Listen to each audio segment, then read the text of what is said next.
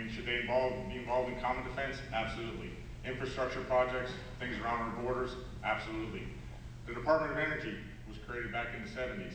What has it done as far as energy independence for us? Nothing. Department of Education, I think we can all say local control. You know, so let's begin to look at those departments that should be done away with, that we can move to local control.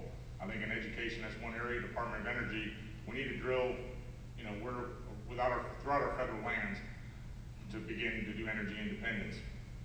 Beyond that, it's just what other programs do we want to start eliminating? It's going to take a long time to reduce spending in Washington, and that's what we need to work for.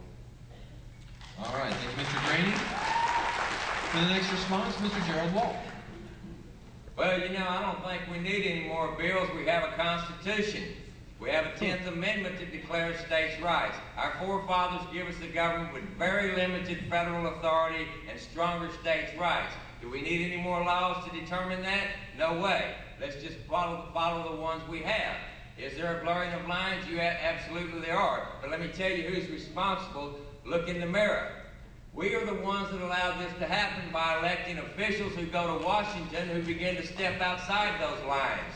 We need stronger states' rights. We need to elect people in the state government who will stand up for those rights and declare their 10th Amendment constitutional rights to state sovereignty and begin to challenge the federal government when they put forth these things on the states and say, you know what, not this time. That's what we need to do. It's real simple. The laws are on the books. Let's don't make any more laws than are necessary. Thank you. All right, thank you, Mr. And now we turn for his answer, Mr. John Gay. The Ninth Amendment reserves the rights to the people that are not designated to the federal government, and the 10th Amendment reserves rights to the states. But we don't have anybody watching the store. Again, we've sent lawyers up there, and what did they do? They gave us the 17th Amendment that says that the senators are going to be elected by the people. Now, why did they do that? They saw the representatives taking special interest money from all these PACs, but to run their campaigns. Well, guess what? They didn't have a campaign because the Constitution said that the Senate was going to be appointed by the state legislature.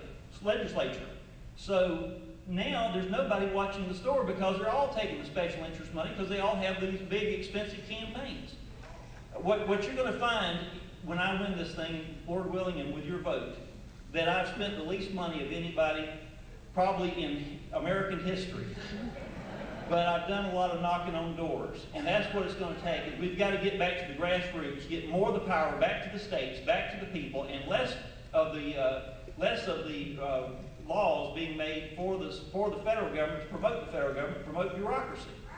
All right. Thank you, Mr. Gay.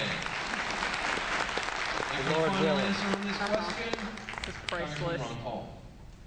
Well, I'm not going to try to say I'm going to spend the least amount of money into this campaign because a lot of people have sent me a lot of money and want me to campaign and win the election again. Yeah!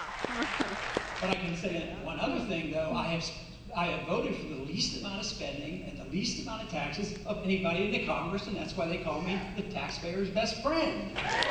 Yeah!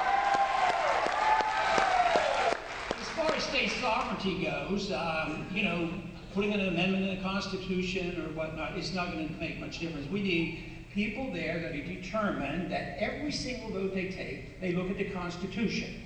And I do that. If it's unconstitutional, I don't vote for it. And I had promised I would never raise taxes. If it raised taxes, I never vote for it.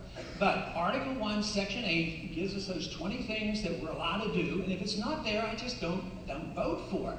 The 9th and 10th Amendments are great amendments, and we should follow them. But there is a responsibility for the states when we don't do our jobs in Washington, and we need that too. We need nullification and interposition. And if that would be the case, Congress would be much more cautious about passing all these laws. They never intended that the states would be so beholden to the federal government. The states should be almost independent states. The reason we had the convention was to have a sound monetary system and also have a free trade zone. Those were the reasons we had it. We shouldn't have all the federal government running our states. Thank you very much.